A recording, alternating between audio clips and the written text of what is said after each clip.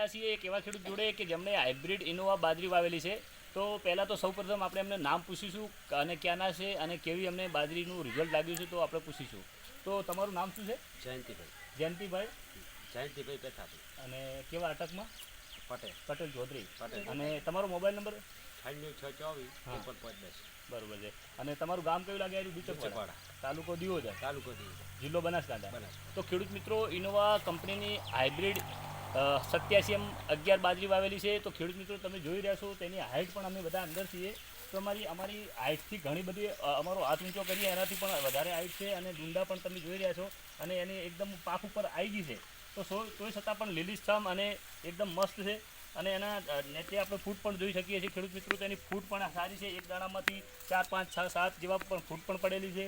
અને ડૂડા એક સરખા છે. તો ખેડૂત મિત્રો અમારી વિનંતી છે કે આ જેમ ખેડૂતે હાઇબ્રિડ ઇનોવા 87M11 બાજરી વાવી એ રીતે તમે બધા પણ વાવશો.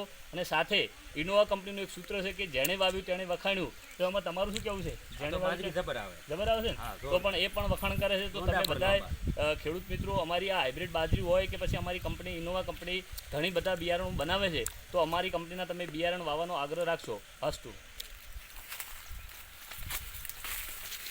તમે ક્યાંથી આવ્યા? City company.